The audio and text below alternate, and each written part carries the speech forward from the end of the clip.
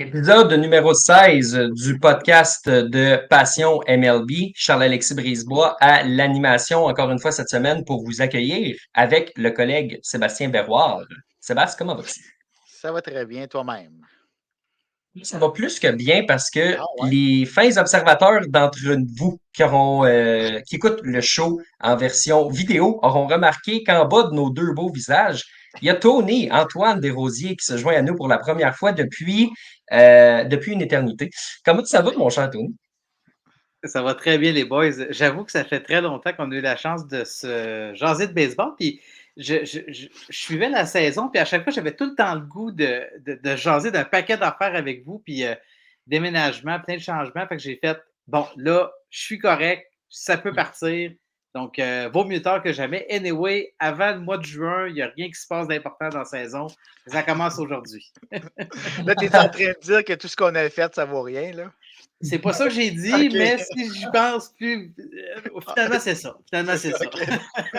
Le fameux classique de t'as pas le droit de parler du classement avant le Memorial Day Ouais. aux États-Unis. Ça fait une couple de semaines Exact. qui est derrière nous. Comme la Thanksgiving dans la Ligue nationale de hockey, là, la Thanksgiving américaine, c'est à ce moment-là que tu peux commencer à parler du classement. Il y a toujours une fête américaine pour symboliser le fait qu'on a le droit de parler du classement. C'est extraordinaire comment c'est bien fait. Euh... Sébastien, avant de commencer, je voulais qu'on glisse un petit mot parce que demain, ce sera la fin de notre concours qu'on a lancé il y a 2 semaines déjà. Peux-tu nous parler un petit peu des modalités de ce concours?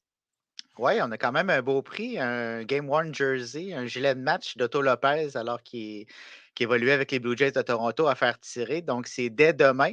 Donc, dernière chance pour ceux qui ne sont pas encore inscrits. Puis, c'est très facile de s'inscrire. Seulement aimer la page Facebook de Passion MLB et être abonné à Passion MLB, le podcast sur YouTube. Donc, 2 étapes très faciles. Puis, vous allez courir la chance de remporter ce chandail d'Otto Lopez. Donc, demain, probablement en après-midi, Sébastien, je te l'annonce, là, si je me fie à mon horaire du temps, là, on va contacter le gagnant du concours par Facebook. Donc, ceux qui auront participé, tenez-vous à l'affût, puis on vous contactera en privé là, pour savoir où vous envoyer ce chandail. Et on va l'annoncer. Et on va l'annoncer publiquement, évidemment. Là, on ne laissera pas tout le monde en suspens. Là. Il n'y aura pas juste une personne qui va savoir c'est qui le gagnant. C'est un bon point. On a des commentaires. Patrick Boivin, mon père, qui nous disent Play ball et salut les gars. Donc, c'est fait. On peut commencer. On peut aller au bloc sur les Blue Jays. Okay, Blue Jays, let's play ball. Cette semaine, chez les Blue Jays de Toronto, Antoine, une nouvelle qui a surpris quand même à certains égards. On dirait que on savait que Kevin Biggio n'était pas un immortel à Toronto. Là. On savait qu'à un moment donné, son règne se terminerait. Ceci étant dit, on ne s'attendait pas nécessairement à ce que ce soit à ce moment-là. Finalement, les Blue Jays ont pris la décision de sacrifier un peu de la sacro-sainte défensive pour amener Spencer Horwitz dans le baseball majeur. Ça prenait une place sur l'alignement de 40 joueurs en général. On a décidé de libérer Kevin Biggio, donc de le désigner pour assignation. Quelques jours plus tard, il a été envoyé aux Dodgers de Los Angeles. Qu'est-ce que tu as pensé de ce mouvement de personnel-là? Est-ce que tu es de la classe de ceux qui disent ouais, pourquoi pas Daniel Vogelbach à la place, ou tu te dis, ben écoute, à un moment donné, Biggio, il avait fait son temps? Ouais, je pense que Biggio avait un peu fait son temps avec les Blue Jays. C'est dommage, j'aimais bien il y a quelques années quand justement Kevin Biggio, Beau Bichette et Vladimir Guerrero Jr. étaient là, les trois qui ont des pères qui ont joué dans le baseball majeur. Ça faisait une belle histoire, je trouvais ça cute, mais je trouvais qu'il manquait quand même quelque chose. Et il manque encore quelque chose à la tête des Blue Jays. Donc peut-être qu'on a voulu un peu brasser la soupe. Ça fait quand même quelques semaines qu'on ne s'est pas parlé, les gars. Puis moi, je fais partie de ceux qui pensent que John Schneider ne sera plus là à la date limite des transactions dans le baseball majeur, donc au 31 juillet. Peut-être que je me trompe, mais d'ici là, je pense qu'il faut faire des petits changements. Le départ de Kevin Biggio, c'est pas un gros risque là, dans la mesure où on amène Horwitz et on va chercher un lanceur, disons, de Braden Fisher qui a joué à toute fin pratique dans le A4 ou dans le 2A. Donc, ça peut sembler un petit mouvement de personnel, mais ça amène peut-être d'autres choses parce que présentement, avec la position dans laquelle les Blue Jays se trouvent, là, c'est vraiment pas le fun du tout. Là. Sébastien, un Kevin Biggio, toi, ça t'inspirait quoi rendu là? Et tous ceux qui disent justement, ah, ben, il était important défensivement parce qu'il pouvait jouer un peu partout, même s'il jouait mal un peu partout, là. Je veux dire, c'était pas un joueur défensif extraordinaire non plus, là. Il était correct au deuxième but, mais sinon, je veux dire, c'est pas un typique joueur de premier coussin. Il était pas extraordinaire dans le champ. Comment tu vois ça, cette situation-là à Toronto? Ben là, je suis surpris que tu ne me poses pas la même question qu'à Tony. Là, je pense que tu connais peut-être la réponse par rapport à Daniel Vogelbach. Là. Moi, je me situe dans cette équipe-là. Les deux amènent pas grand-chose présentement aux Jays. Peut-être que Vogelbach amène un petit peu plus en offensive, mais cette semaine, frapper au 4e rang du rôle offensif, ça fait aucun sens pour une équipe qui veut se rendre loin. Par contre, à choisir entre les deux, un joueur qui peut jouer en défensive, qui est quand même polyvalent. Par contre, c'est sûr que ce n'est pas le meilleur dans toutes ces positions-là, mais polyvalent peut dépanner à plusieurs positions. Donc, pour moi, il est plus utile, même s'il y avait une moyenne de 200 au bâton, un OPS très faible à 600 quelque chose. Donc, c'est sûr qu'il n'amenait pas grand-chose du côté offensif. Laissait passer beaucoup de lancers, troisième prise, looking qu'on appelle en anglais.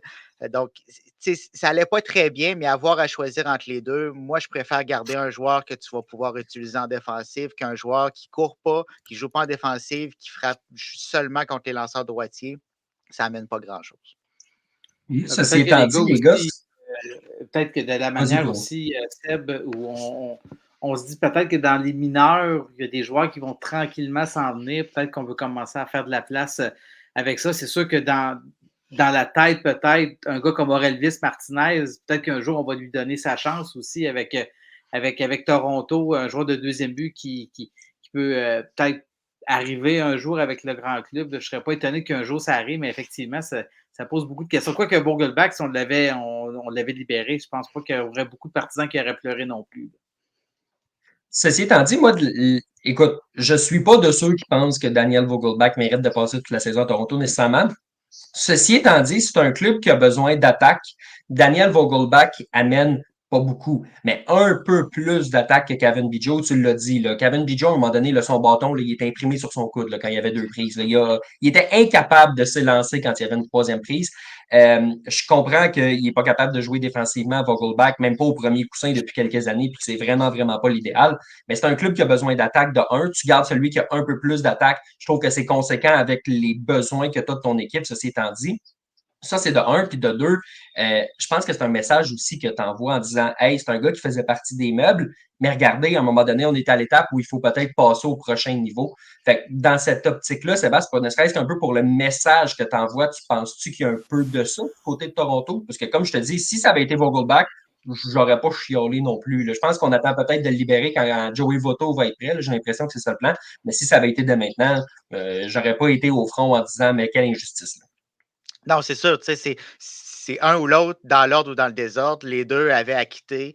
Il fallait qu'il y en ait un qui quitte en premier. Ça, je suis entièrement d'accord. Puis c'est vrai que Kevin Biggio était quand même un assez haut prospect dans l'organisation des Jays, un assez gros nom en raison des performances de son père. Donc oui, tu passes un message que on est rendu à un point où on doit prendre des décisions, où on doit gagner.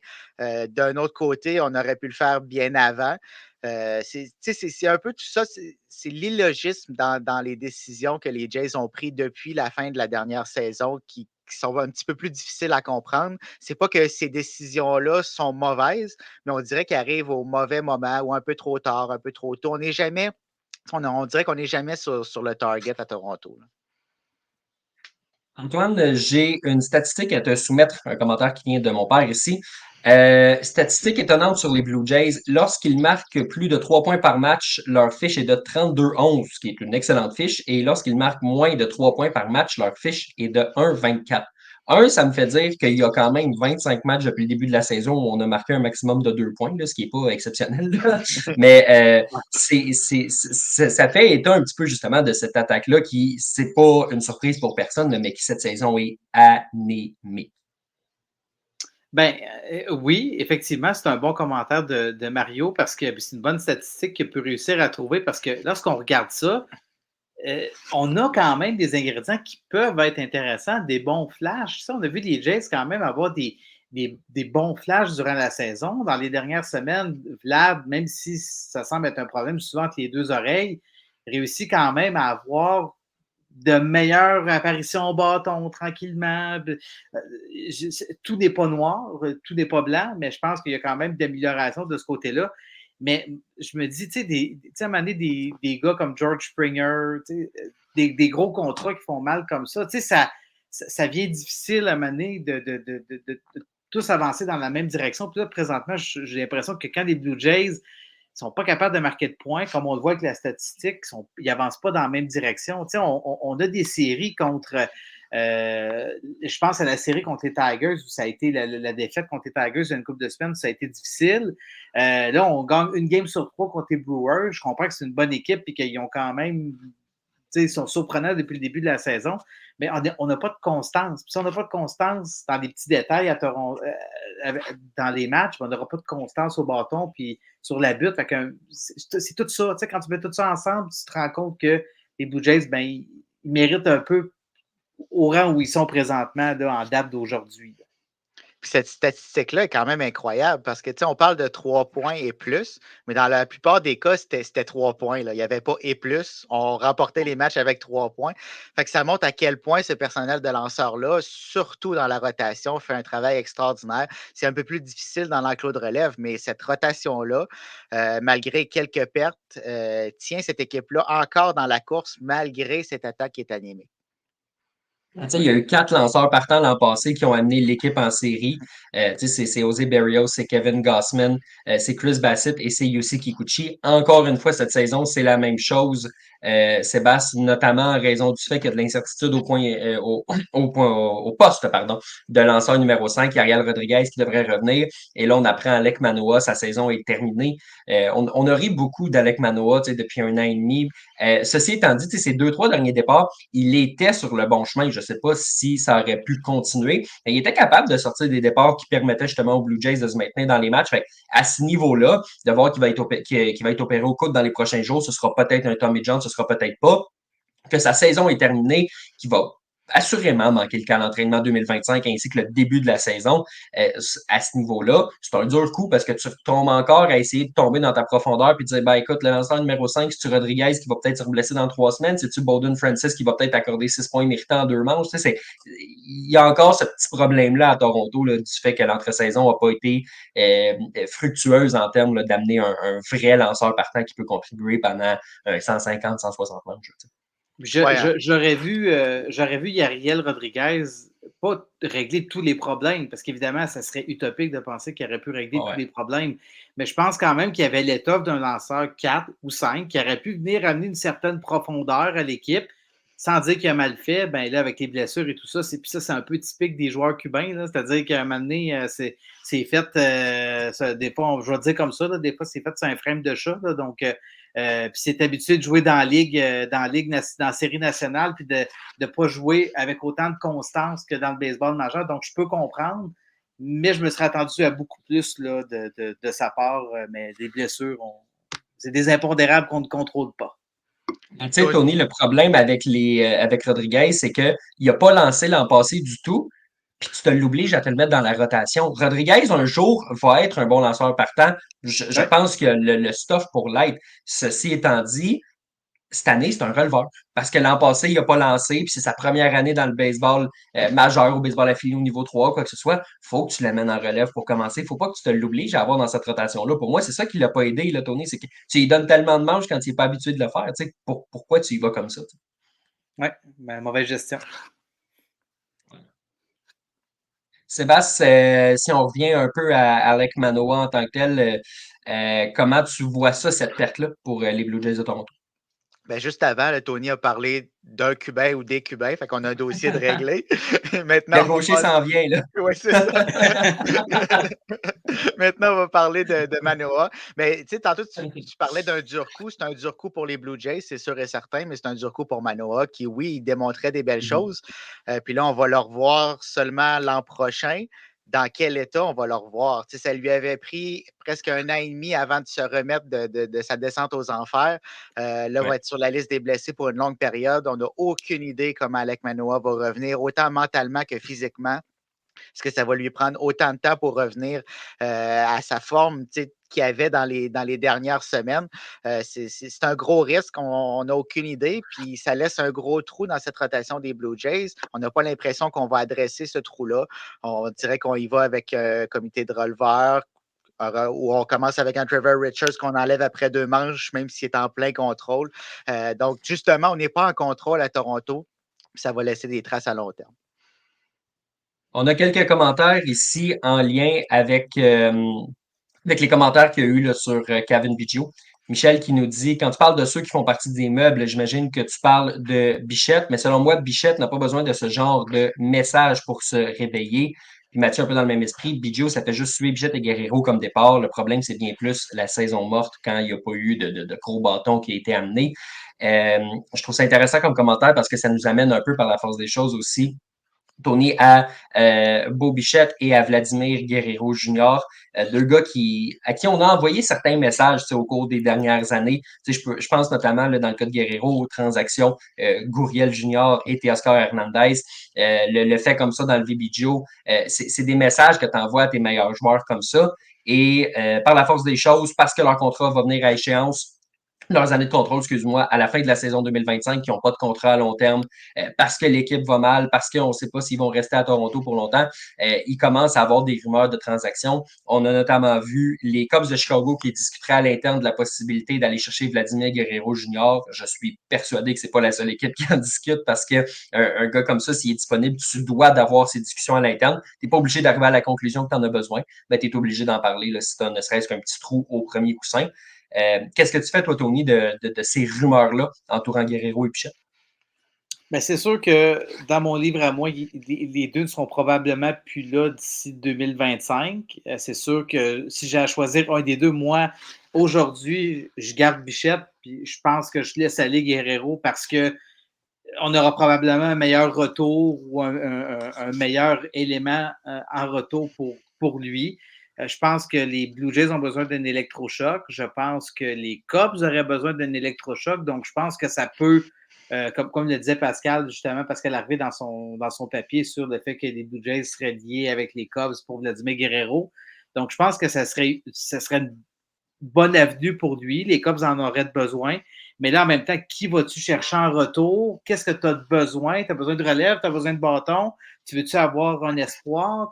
Donc, tu sais, il y a beaucoup de questions comme ça. Puis pour les partisans, ça reste quand même que c'est les deux des vedettes, Guerrero et Bichette. Donc, c'est sûr que ça reste des rumeurs. Je pense pas qu'ils vont être là au-delà de 2025. Mais il faut que le retour soit intéressant parce que je ne suis pas certain que la haute direction va dire ah oui, go, échangez-le contre n'importe quoi. Donc, il faudra voir qu'est-ce qui va en être. Mais moi, je garderais Bichette, j'échangerais Guerrero. Ensuite de ça, votre réponse est aussi bonne que la mienne. Fait que on verra bien qu'est-ce qui va arriver dans leur cas parce que présentement, il y a beaucoup de messages, comme tu as dit, qui leur ont été envoyés. Puis je ne suis pas certain qu'ils ont tous saisi les messages jusqu'à maintenant, là, Bichette et Guerrero. Ce que je note, Sébastien, je lisais le texte de Jim Bowden jeudi. Il parlait de toutes les équipes, puis qu'est-ce qu'ils pourraient faire, puis des noms qui pourraient être liés. Là, un papier qui est très intéressant là, pour ceux qui ont un abonnement à The Athletic. Là, je vous le recommande chaudement. D'ailleurs, à chaque fois qu'il écrit, je trouve que c'est quand même assez intéressant. Puis c'est un gars qui a ses antennes dans le baseball, c'est un ancien DG et tout. Tout ça pour dire, quand tu parlais de besoins au sein de certaines formations, au premier but, mentionnait le nom de Vladimir Guerrero Jr. comme cible potentielle, ça va. Quand tu as mentionné à un moment donné à la réco le nom de Beau Bichette, il a marqué en parenthèse ouais, mais il ne sera pas échangé. Il y a juste moi qui essaye d'aller trop loin, mais il ne disait pas pour Guerrero, il disait pour Bichette. Il essaie-tu de nous envoyer un message que peut-être que le joueur de premier coussin est peut-être un peu plus propice à se faire échanger que son collègue de la réco? Bien, souvent, là, des gars comme ça, Jim Bowden, Jeff Passan, quand ils disent quelque chose, c'est qu'ils savent quelque chose en même temps. Donc, peut-être qu'il est en train de passer un message, puis ça rejoint ce que Tony disait, que peut-être que Vladimir a beaucoup plus de valeur, que c'est lui qui va être sacrifié, entre guillemets, si jamais on prend cette avenue-là. C'est sûr qu'on va avoir un plus gros retour pour Vladimir, surtout que dernièrement, il va quand même très bien, a fait les ajustements nécessaires au bâton, vraiment beaucoup plus solide. On retrouve le Vladimir des belles années. Donc, ça augmente sa valeur par le fait même. On pourrait aller chercher quand même un très gros retour contre les services de Vladimir. Donc, je ne pense pas que Bowden a lancé ça dans les airs un peu au hasard. J'ai l'impression qu'il y a quelque chose qui se sait à l'intérieur de l'organisation. Est-ce qu'on va vouloir prolonger le contrat de Bo Bichette à l'avance? Ça serait surprenant, mais ça peut arriver aussi. Par contre, ce qui me ferait le plus rire, c'est sûr que ça n'arrivera pas, mais que Vladimir Guerrero Jr. se retrouve avec les Yankees alors qu'il a dit qu'il ne voulait jamais aller à New York. Les Yankees ont un besoin à cette position-là. Ça n'arrivera pas, mais ça serait vraiment, vraiment, vraiment très drôle. Je ne sais pas ce que vous en pensez, les gars, mais j'essaie de me reporter un peu en arrière. Je trouve que les déboires, je veux dire, les déboires comme ça ont commencé peut-être quand on a échangé Gabriel Moreno et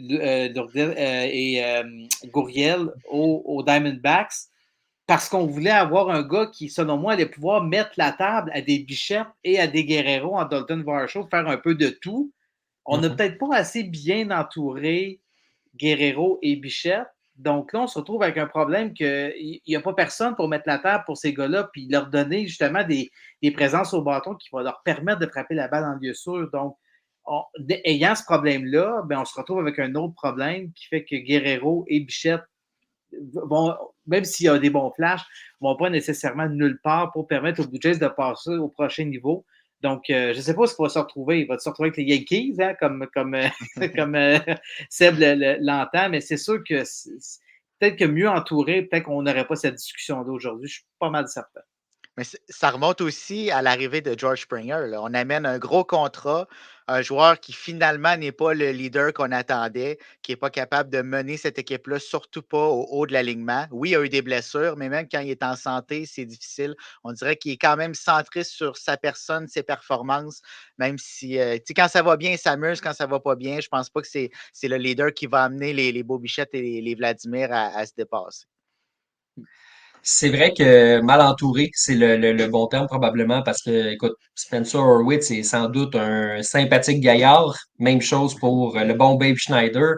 Ceci étant dit, quand c'est tes gars numéro 1, numéro 2, puis que t'as Justin Turner qui frappe pas ou Daniel Vogelbach qui frappe pas comme numéro 5, puis que t'as George Springer qui frappe pas comme numéro 6, puis que t'as Kevin Kiermaier qui frappe pas en bas d'alignement, puis que t'as Ernie Clement qui frappe pas en bas d'alignement, puis que t'as Alejandro Kirk qui catch ce jour-là qui frappe pas en bas d'alignement, ben, ça laisse pas grand-chose pour Beau Bichette qui frappe pas, puis pour Vladimir Guerrero Jr. qui frappe. Il n'y a pas grand monde qui frappe là, dans cette équipe-là quand tu prends le temps d'y penser 2 secondes. Là.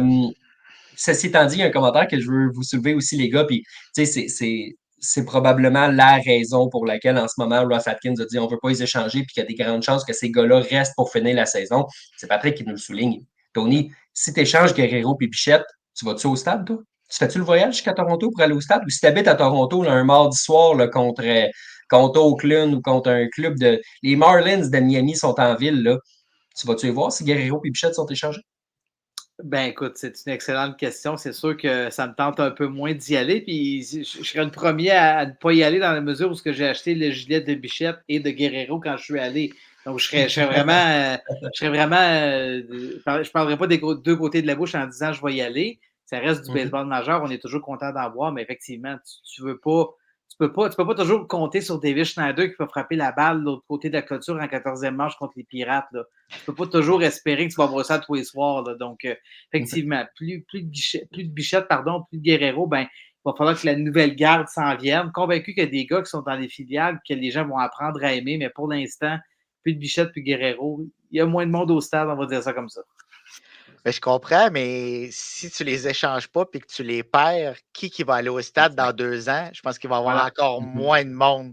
Fait que, tu sais, il y a une décision à prendre, ça leur appartient, c'est pas une décision facile, mais il y a un point de non-retour qu'il va pas falloir traverser parce qu'on va se retrouver les mains vides.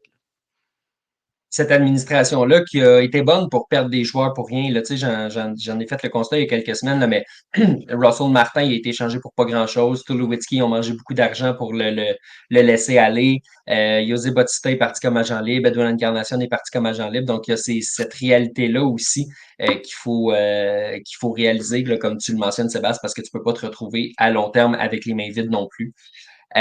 Beaucoup de commentaires là, dans le chat, là, des gens qui parlent justement, là, qui font du chemin sur ce qu'on disait. sur le fait qu'il était entouré, mais qui ont échangé Hernandez et Gurriel, comme nous le souligne Patrick. On a beaucoup ça fait réagir, ce sujet-là, là, disons, là, sur Mais les gars, moi, je me mets dans la tête des propriétaires. Là. Tu sais, un jour, Rogers, là, ils vont. Tu sais, il va falloir. À un moment donné, ils vont dire, ben là, c'est parce qu'à un moment donné, faut comme on dit depuis le début, il faut qu'on trouve le moins d'amener du monde au stade. Là. Tu sais, je veux dire, c'est pas avec un bobblehead et un gilet 2 fois par année que tu vas amener du monde au stade non plus. Puis parce que tu fais des hot dogs à poutine. Là. Tu sais, à un moment donné, il faut aller plus avec ça aussi, là. Tu sais, il reste que je pense que la base peut être intéressante, mais il faut que tu greffes des joueurs qui valent la peine d'être greffés à ce groupe-là. On y aurait cru peut-être il y a 1 an ou 2, quand ils ont. Mais la chaîne a débarqué peut-être contre les Mariners, qui ont eu plus de chance peut-être cette année-là, parce que les Mariners ne sont pas nécessairement au top non plus présentement dans leur division. Puis, oui, ils jouent pas mal. Ils jouent au-dessus de 500, mais c'est parce qu'ils profitent aussi du fait qu'ils ont une division très, très difficile, outre les Mariners. Là, l'ouest de l'américaine, là, ça fait clairement pitié. Puis, il faut commencer à surveiller les Astros. Je pense qu'ils vont recommencer peut-être à monter tranquillement, mais sûrement. Donc, c'est tout. Il y a beaucoup de choses à analyser dans ce commentaire-là, dans tout ça, effectivement. Mais tu parles de propriétaire et de Rogers, puis c'est facile de taper sur Ross Atkins, Shapiro également, puis on le fait assez régulièrement. Mais je me demande à quel point ils sont imputables dans cette descente-là. L'an dernier, on avait une équipe qui était en pleine progression. On le voyait depuis plusieurs années que cette équipe-là montait. Puis tout d'un coup, on arrête de faire des ajustements, d'amener des joueurs qui pourraient faire la différence.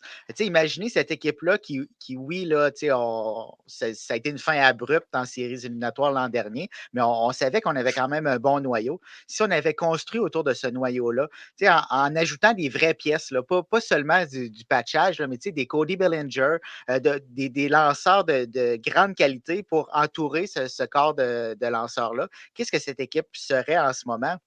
Probablement qu'il serait en train de se battre avec les Orioles et les Yankees, mais on n'a pas voulu le faire. Donc, je pense qu'il y a les propriétaires ont un rôle dans cette descente aux enfers-là. Ross Atkins, bien sûr.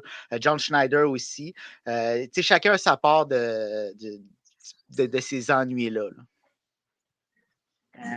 Pendant ce temps-là, mon père qui nous mentionne, Teoscar s'amuse avec les Dodgers. Je pense que ça résume bien aussi, là. Puis Kevin Biggio va Effectivement. probablement avoir du fun aussi là, avec avec les Dodgers. Sauf que j'ai pas la statistique en avant de moi, mais convaincu que Hernandez fait moins de double jeu en s'élançant sur le premier lancé dans le bas de la zone que quand il était avec Toronto. Donc, c'est sûr qu'il doit avoir plus de plaisir. Ça, c'est sûr et certain. Ça, on s'entend là-dessus. Mathieu qui nous mentionne aussi qu'ils doivent éviter de vivre ce que les Angels ont vécu avec Otani. Là, ça, c'était un désastre annoncé là, quand on a vu que le propriétaire ne voulait pas l'échanger. Il aurait pu recevoir un retour à la Juan Soto, mais il a préféré avoir un choix compensatoire puis une fin de saison où il a été opéré. C'est son choix. Patrick qui nous mentionne, on mise-tu sur l'avenir avec sur Nimala? Il vient d'être repêché, ça fait pas si longtemps que ça, donc c'est dur à dire encore. Il reste encore beaucoup de développement. Tu sais, à court terme, c'est plus un Orelvis Martinez, là, peut-être, là, qui pourrait arriver là, du côté de Toronto. Sébastien, le temps presse, le temps file. Allons-y maintenant avec notre bloc ailleurs dans le baseball majeur.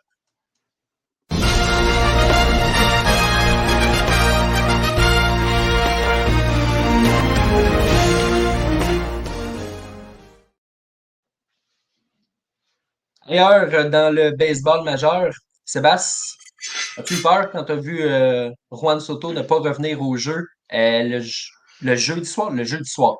Le match avec le délai de pluie, 1 heure plus tard, Juan Soto qui n'est pas sur le terrain. Et là, tout le monde s'est dit oh, qu'est-ce qui se passe? Ça n'a pas dû être une fin de semaine facile dans l'environnement des Yankees de se dire eh mon Dieu, parce qu'on on a revu la vie sans Juan Soto, une attaque beaucoup moins dynamique. Oui, ben tu connais ma réponse parce qu'on s'en est parlé avec le bon vieux Félix. C'était la panique au village. En tant que fan des Yankees, on le sait à quoi s'attendre quand Juan Soto n'est pas là. On l'a vu l'an dernier quand Aaron Judge n'était pas là. Là, c'est sûr que le juge est présent, mais quand même, ça change complètement cet alignement offensif-là.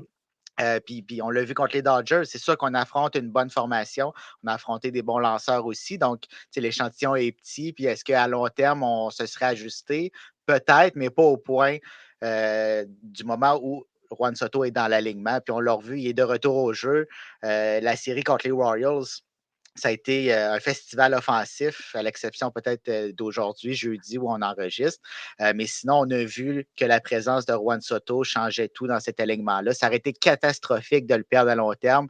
Puis, tu sais, quand tu le vois, ça ressemblait à une blessure qu'il avait déjà eue, qui avait raté beaucoup de temps. Donc, est-ce que est-ce que les Yankees s'en seraient sortis sans les services de Juan Soto? Je ne crois pas, même si on avait fait des ajustements durant à la date limite des transactions, parce qu'il n'y a personne qui remplace Juan Soto dans l'alignement des Yankees. Alors, il est en train de s'acheter un maudit beau contrat. Tu te Oui. souviens-tu l'an passé, quand on se disait, ah, au moins, il a refusé 440, quelle mauvaise décision. Puis aujourd'hui, tout le monde se dit, bah, il va avoir au moins 500. Tu sais, c'est la transaction pour les Yankees, pour l'amener avec les Yankees de New York a été tout simplement fabuleuse à ce niveau-là. Puis, tu sais, Antoine, on voit l'impact d'un gars comme Aaron Judge qui a sur Juan Soto. Le duo qui forme ensemble, ça va. Ceci étant dit, à l'avant-champ, c'est un petit peu plus difficile. Côté droit de l'avant-champ, avec Anthony Rizzo et Gleyber Torres, là, je ne lance pas Sébastien sur Gleyber Torres parce que je Non. sais qu'il va nous dire que c'est son joueur préféré défensivement. Fait que tant qu'à Ah savoir bon, si on va passer à d'autres choses. on va être encore là à 10 heures, là. Mais dis-moi donc, aujourd'hui, Tony, un gars comme Jim Bowden, justement, qui a soulevé le nom d'Édouard Julien pour les Yankees. Je pense pas que les Twins sont à l'étape de l'échanger. Ceci étant dit, peut-être qu'il en sait un petit peu plus quelque chose que nous. C'est peut-être qu'il y a des discussions qui ont lieu. Mais c'est intéressant de voir qu'un Québécois comme lui a été cité pour potentiellement prendre une place chez les Yankees. On voit qu'il a parlé aussi d'Abraham Taureau chez les Padres. De voir que ces grosses équipes-là pourraient s'intéresser aux joueurs québécois, c'est quand même intéressant pour le produit d'ici. Effectivement, c'est une belle marque de confiance, on va dire ça comme ça, envers ces deux joueurs-là. Ceci dit, moi, je suis pas prêt à lancer la serviette dans le cas d'Edouard Julien parce que on a échangé Jorge Polanco avec les Twins justement pour faire de la place à Julien. Donc, c'est sûr que là, en date de cette année, c'est plus difficile pour Julien. Il a eu une très bonne première saison, puis c'est parfait comme ça. Puis je pense que c'est une belle marque de confiance qu'on lui a faite là, du côté de Rocco Baldelli et de son équipe à Minnesota. Mais là, maintenant, il doit retrouver ses repères. Il va être capable de le faire. S'il y a une transaction puis que ça devient intéressant pour les deux équipes, ça arrive. Ça peut arriver. Taureau a changé quelques fois d'équipe également aussi, sauf que là, il va s'en aller à Las Vegas dans une coupe de. Après sa traversée du désert avec Oakland. Là. Donc, Oakland va finir par être intéressant aussi. Là. Ils ont quelques bons joueurs. On pense à Mason Miller sur la butte, mais bon, revenons à Abraham Taureau. Je pense que ça pourrait être intéressant de les voir atterrir. Puis je regarde aussi même DJ LeMahieu avec les Yankees. C'est pas facile non plus pour LeMahieu. Torres, comme vous le mentionniez, Rizzo. Donc, je pense qu'il y aurait de la place à aller chercher des joueurs. Je pense que le champ extérieur, ça va quand même bien. Il y a de la relève aussi en cas de blessure, mais peut-être plus à l'avant-champ que moi, je me poserais des questions, je pense. En tout cas, je pense que Seb se pose plus de questions à l'avant-champ qu'au champ extérieur. Oui, c'est sûr et certain. C'est là le nerf de la guerre. Au champ extérieur, là, on est blindé. Même Crane Grisham est en train de prendre son air d'aller, a remplacé Juan Soto. Je dis remplacer, mais il ne peut pas le remplacer, mais il a bien fait durant son absence. C'est vraiment l'avant-champ. Puis on parlait de LeMahieu, c'est un peu normal. Là. Il revient d'une blessure, doit prendre son temps. Il peut jouer à plusieurs positions, mais c'est plus facile quand il évolue au troisième coussin. Qui a une certaine stabilité à cette position-là. Donc, du côté droit de l'avant-champ, deuxième et premier but, c'est plus difficile. Anthony Rizzo, est-ce qu'il est en fin de carrière? Est-ce que c'est seulement une mauvaise séquence? Je ne le sais pas, mais ça ne va pas très bien offensivement. Même défensivement, a fait certains jeux qu'il ne faisait pas par le passé, certaines erreurs là, qu'on ne voyait pas auparavant. Et Gleyber Torres, on ne parlera pas de sa défensive. Et en plus du fait qu'il n'amène rien offensivement, par le passé, pouvait compenser par son bâton. Mais là, ce n'est pas le cas. Donc, si on veut se battre avec les Orioles, les Dodgers, les Phillies, les Braves, même s'ils ne vont pas très bien, mais on devra faire quelques ajustements à l'avant-champ. Là, Sébastien, là, j'ai une théorie. Sais-tu pourquoi Gleyber Torres est plus bon? Ben, l'as-tu déjà été? Ben, en 2019, contre les Orioles, il l'était. Puis là, Ah oui, ils ont coupé les duels de division. Puis deux, les Orioles sont rendus bons. Fait, Et voilà, on jouait 19 matchs contre les Orioles, qui étaient probablement derniers du baseball majeur à ce moment-là. Donc là, Gleber, il gonflait ses statistiques offensives, puis probablement qu'il n'y avait pas de balle au deuxième but. Puis à l'arrêt-court, peut-être à ce moment-là, je pense qu'il est encore à l'arrêt-court.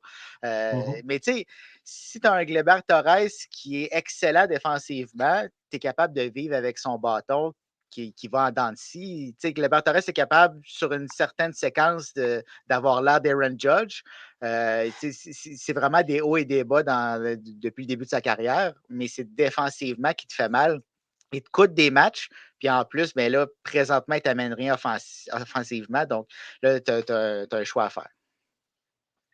Les Yankees, l'équipe de l'heure, nous mentionne Denis et Patrick qui nous rappellent qu'ils ont aussi Jason Dominguez qui attend bien patiemment dans le baseball au niveau 3A. S'il y a une blessure, il va arriver. L'an prochain, il va arriver, probablement va prendre la place d'Alex Verdugo. Donc non, c'est pas dans le champ le problème chez les Yankees. Là, on s'entend là-dessus. Mais si Dominguez jouait à l'avant-champ, il serait déjà là. Sans aucun doute. Probablement, Sans oui. aucun doute.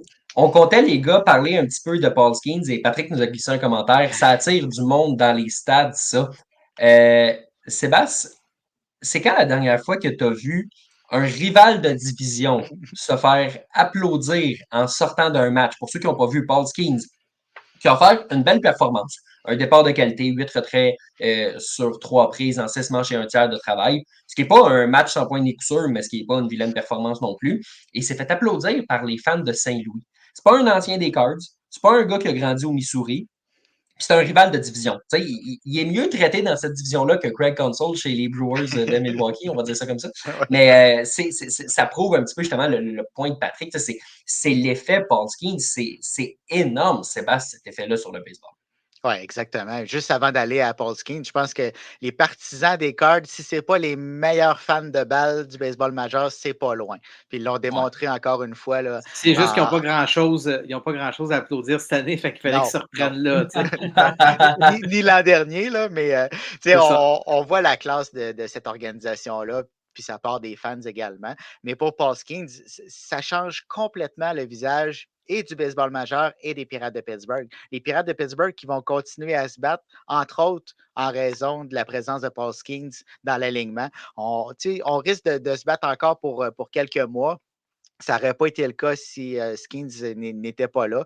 Puis ça amène tellement de regards vers le baseball, vers les Pirates.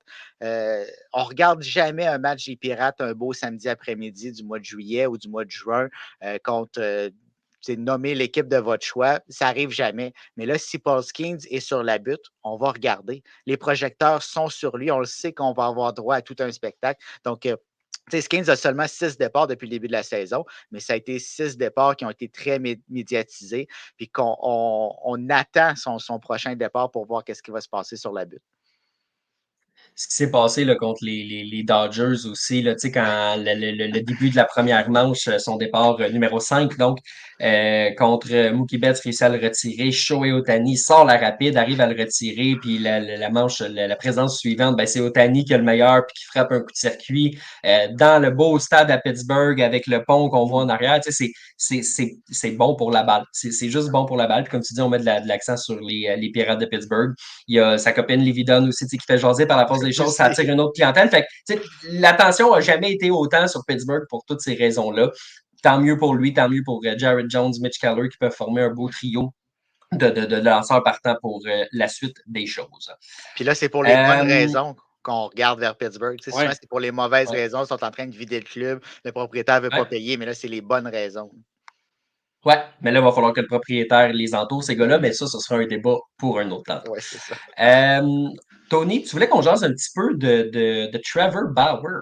Trevor Bauer qui continue de faire jaser par la force des choses. On dirait qu'il y a toujours des rumeurs qui l'envoient ici et là. On a compris au camp d'entraînement qu'il n'y a pas grand monde qui voulait le signer. Ceci étant dit, au camp d'entraînement, tu le sais comme moi, personne ne joue en bas de 500. La vie est belle. Tout le monde est content. Rendu au mois de juin, il y a des équipes qui sont moins contentes. Moi, je pense pas qu'il y a un club qui va faire confiance à Trevor Bauer. Est-ce que tu penses qu'il y a une équipe qui va se dire c'est quoi au salaire minimum peut-être? Ben écoute, il y a plusieurs équipes qui sont en besoin cruel et criant de lanceurs partants, mais je pense que je suis un peu dans la même veine que toi. Je pense qu'il s'amuse, on va dire comme ça, avec son club mexicain, là, les Diablos de Rojo. Donc, tu sais, ça va quand même bien pour lui là-bas. C'est pas trop mal. Donc, je pense qu'il est peut-être mieux de rester là. Puis je pense pas qu'il y ait une équipe à moins là, d'un hécatombe. Il l'a toujours dit, hein, il est disponible, il est prêt, ses valises sont quasiment faites là, si on l'appelle. Mais si on est rendu à la mi-juin et il n'y a pas encore eu d'appel, ça me laisse présager que probablement il n'y en aura pas du tout. Son passé, peut-être que son passé va venir l'hanter. Est-ce qu'il y a encore le stuff pour jouer dans le baseball majeur? Ça, c'est peut-être une autre question aussi. Donc, moi, je ne pense pas qu'il y a une équipe qui va faire confiance à Trevor Bauer, mais il y a des équipes qui manquent beaucoup de lanceurs, donc on pourrait être surpris. Alors, on verra bien ce que ça va donner prochainement. Tu sais, le faire, Sébastien, c'est que si tu l'amènes aussi, tu sais, oui, il lance en ce moment au Mexique, mais tu peux pas l'amener demain matin. Là, ça prend quand même des départs dans le 3, quelque chose comme ça. Puis, outre l'aspect légal, c'est un fatigant. Ses coéquipiers ne l'aiment pas. Fait que, tu sais, à la base, là, tu vas-tu amener de la chaleur sur ton organisation, puis amener de la controverse, tout ça pour qu'il arrive 4-5 semaines plus tard, puis qu'il tape ses nerfs à tes coéquipiers, puis qu'il risque de détruire ton vestiaire. Tu sais, outre les aspects légaux, oui, c'est un bon lanceur, mais il y a des options qui existent, puis tant qu'à ça, ben, va sur le marché des transactions, puis va chercher un Jesus Luzardo ou va chercher un n'importe quel lanceur qui va être disponible par transaction. Là. J'ai vraiment l'impression que ça va être plus que les équipes vont se dire en ce moment. Oui, comme on l'a souvent dit, là, si ça avait eu à arriver, probablement que ça serait arrivé avant. Seule chose, c'est que le nom des Astros de Houston commence à circuler. Puis je trouve pas que c'est fou dans le sens, tu parles de controverse, les Astros, ils n'en ont rien à cirer de la controverse. Ouais. Tu sais, sont désespérés, les Astros de Houston, en ce moment. Jordan Alvarez qui dit que même si ça va pas très bien, c'est eux qui vont rire les derniers à la fin de la saison. Mais on le sait très bien que présentement, ça va pas bien, puis on voit pas le vent changer de côté. Donc, si jamais il y a une petite chance que Trevor Bauer revienne dans le baseball majeur, les Astros de Houston, je trouve que ça fait beaucoup de sens, puis ça ferait juste ajouter à leur historique des dernières années. C'est tellement une division anémique, là, l'Ouest de l'américaine, je le disais tantôt, là, à part les Mariners qui jouent du bon baseball par les temps qui courent, là, les Rangers, c'est complexe. Les Astros, vous l'avez mentionné, les gars, c'est complexe aussi. On parle même pas des Angels et des Aces d'Oakland. Donc, si un gars comme ça amène, je dis pas que tout va changer, mais si on peut aller chauffer peut-être des clubs comme les Rangers et les Mariners, pourquoi pas? Mais disons que présentement, c'est pas mal dirigé pour que les Mariners gagnent cette division-là, mais il reste encore beaucoup de baseball à jouer. Messieurs, on a quelques petites questions qui sont en attente présentement, donc je suggère d'aller à la période de questions. Et pour ceux qui en ont, ben, n'hésitez pas à nous les poser dès maintenant pendant qu'on répond aux premières qui sont sorties. Ben, n'hésitez pas à venir nous en poser. Donc, Sébastien, la période de questions.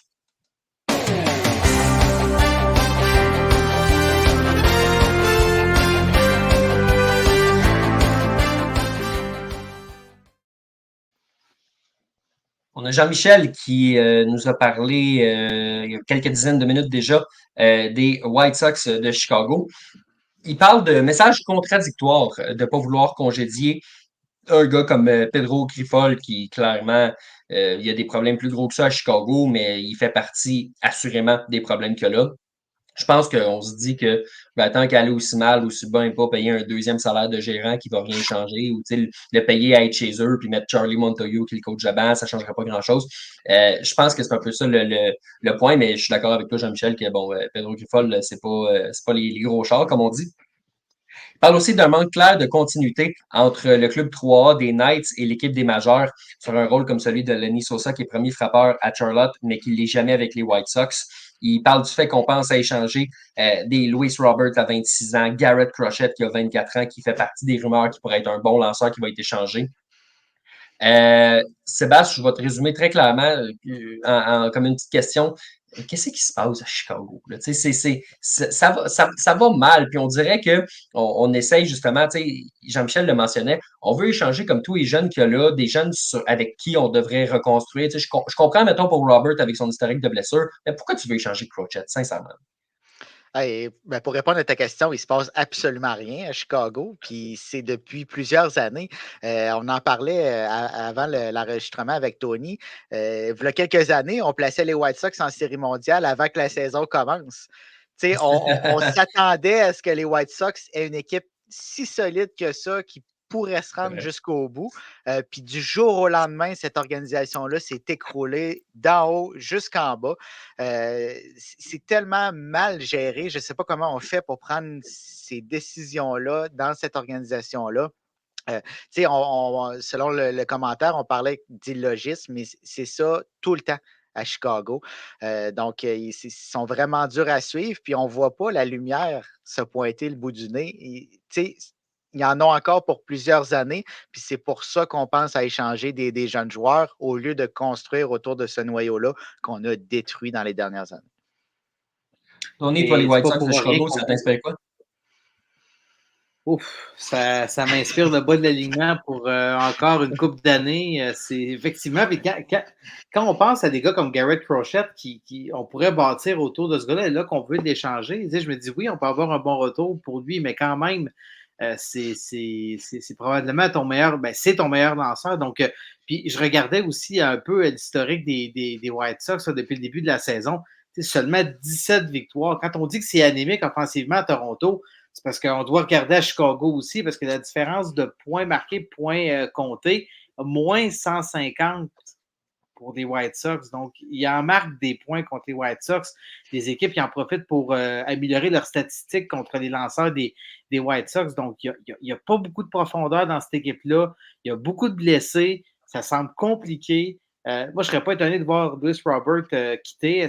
Je le vois peut-être se retrouver, même s'il y a une historique de blessure, peut-être avec les Braves qui, eux, ont perdu Acuna.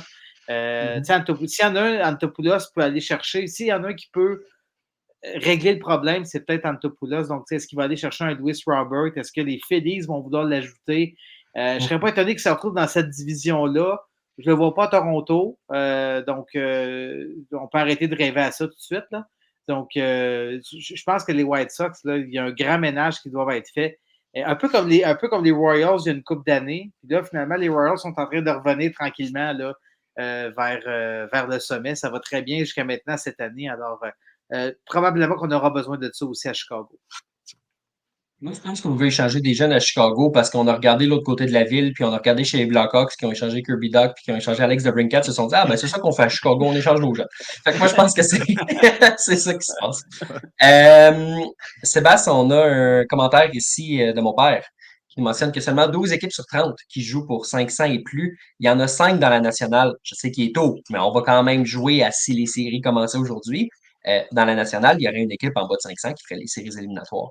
Tu sais, c'est quand même, c'est quelque chose, le classement. Tu sais, on dirait qu'il y a comme des gros groupes avec des gros écarts. Tu sais, t'as des super bons clubs. Après ça, tu as des clubs dans la moyenne, puis tu as des clubs complètement en bas du classement. Puis on dirait qu'il n'y a pas d'entre-deux. Là, entre les deux, il y a quand même un club qui est là, puis qui traîne, puis qui erre, on ne sait pas trop pourquoi. Mais sinon, le classement a l'air d'un moton. C'est ça que j'essaie de dire. Oui, c'est bien dit.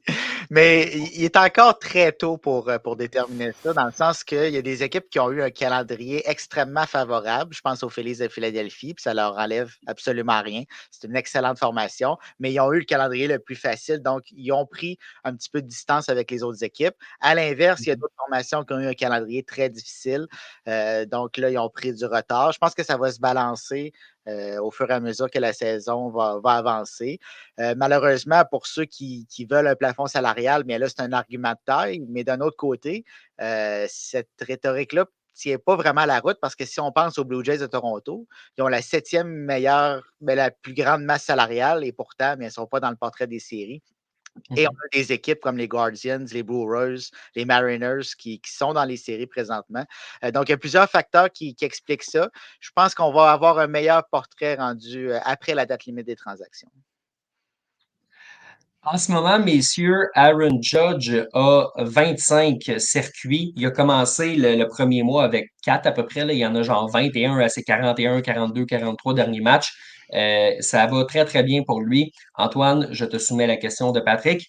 Avec combien de circuits Aaron Judge va-t-il terminer la saison? On s'entend qu'il ne sera pas sur le rythme de 4 par mois. On s'entend qu'il ne sera pas sur le rythme de 17, 18, 19 par mois non plus. Est-ce que la réponse est quelque part entre les deux, puis il va finir à peu près à 55, 60?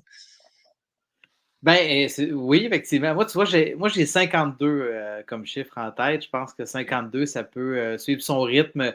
On est au mois de juin, il y en a déjà 25. Effectivement, ça a été mieux dans ses derniers matchs. Beaucoup de points produits. Donc, je pense qu'il va garder ce rythme-là. Il y aura des petites baisses, comme les Dog Days of Summer, comme à toutes les années. C'est plus difficile pour tous les joueurs de baseball. Donc, je vois pour lui en avoir 52. Et je lui souhaite parce que c'est un sacré bon joueur de baseball. Puis je pense qu'on a eu beaucoup d'inquiétudes avec les blessures et tout ça, mais je pense que s'il peut mettre ça derrière lui puis continuer de bien jouer offensivement et défensivement, c'est que les partisans des Yankees qui vont avoir du plaisir au cours des prochaines années. On a David qui nous mentionne que le juge est capable d'en faire 55 selon lui. Moi, Sébastien, la question que je me pose, c'est là, ça va bien. Tu sais, Antoine a dit les Dog Days of Summer ne sont pas encore arrivés, donc il n'y a pas cet épuisement-là encore, ben, oui, un peu, là, mais pas complet étreignant de jouer un 162 matchs. Penses-tu qu'à un moment donné, le fait de jouer aux chansantes à tous les jours, ça va le faire ralentir un peu? Comment tu vois cette gestion-là? Parce que c'est un aspect de quoi on a beaucoup parlé. Mookie Betts à la réco, puis Aaron Judge aux chansantes. Aaron Judge, ça paraît pas pour l'instant. Mookie Betts, il a dit ouais, c'est pas facile de jouer à la réco, d'aller à une position premium comme ça quand t'es pas habitué de le faire sur une base régulière. C'est pas toujours évident. Judge a l'air de très bien gérer ça pour le moment, mais cette fatigue-là peut arriver quand Mais là, il ne peut pas être épuisé. Il n'a pas joué en avril. On ne l'a pas vu du mois même. d'avril. Non. Il est sur congé là, lundi. Là. Oui, oui, c'est ça. Non, mais c'est sûr et certain qu'il va y avoir une baisse de régime à un moment ou à un autre dans cette saison-là. Par contre, je ne pense pas que ça va l'empêcher de se rendre, oui, à 55, peut-être s'approcher du 60. Moi, ce qui est encore plus important pour moi, c'est, ça fait drôle à dire, mais ça va dépendre d'Alex Verdugo, puis ça va dépendre de Giancarlo Stanton. Si ces deux frappeurs-là continuent à frapper de la sorte, avec Anthony Volpe et Juan Soto qui se rendent sur les buts, mais on n'aura pas le choix de lancer à Aaron Judge, puis c'est là que les circuits vont s'accumuler. Donc, oui, il va y avoir la fatigue et il va y avoir la performance des frappeurs qui suivent dans l'alignement. Sébastien nous dit c'est drôle de dire ça en nous expliquant le concept de base de protection dans l'alignement. Non, mais je parlais de. Ouais, ben, en parlant de Verdugo et Stanton, là, Ah, ok, je comprends. Grosse attaque, là, comme nous le mentionne David, quand même. Le Judge, Soto et Stanton, Ben, qui à eux trois ont plus de circuits que comme 5 ou 6 équipes du baseball majeur. 59 en ce moment mais en tant que groupe, si je ne me trompe pas. c'est une bonne attaque, puis ils sont capables chacun à leur moment de prendre la pause. Chacun est capable de mener cette attaque-là au moment où il le faut. On va leur souhaiter que rendu en série, ça se poursuive. Mais moi, tu vois, au début de la saison, j'avais dit les Yankees vont finir premier dans cette division-là, les Orioles vont être deuxième, mais on va inverser les rôles. Puis il y a beau être tôt dans la saison, je pense que les Yankees vont être un peu désavantagés de la pause qu'ils auront en terminant au premier rang de leur division. Et les Orioles vont en profiter, ce qui va leur permettre d'avancer plus loin parce qu'ils vont garder ce rythme-là. Donc, si les Yankees finissent deuxième parce que les Orioles finissent premier, ben, c'est un peu le même cercle que j'ai l'impression. Donc, c'est une très belle attaque, les Yankees, mais je vais leur souhaiter qu'il n'y ait pas trop de pause. Tu utilises un peu la logique que j'ai pris pour dire que les Phillies allaient gagner la Série mondiale parce que dans ma tête, ils gagnaient pas la division. Puis là, oh, surprise, ils ont comme 10 matchs d'avance sur les Braves. Fait qu'ils vont avoir cette pause-là avec laquelle ils vont devoir apprendre à composer. On verra ce que ça donnera. Euh, David qui nous demande, Tony, où est rendue la puissance au bâton de Vlad Guerrero Jr.? Lui, il n'a pas exactement 25 circuits depuis le début de la saison.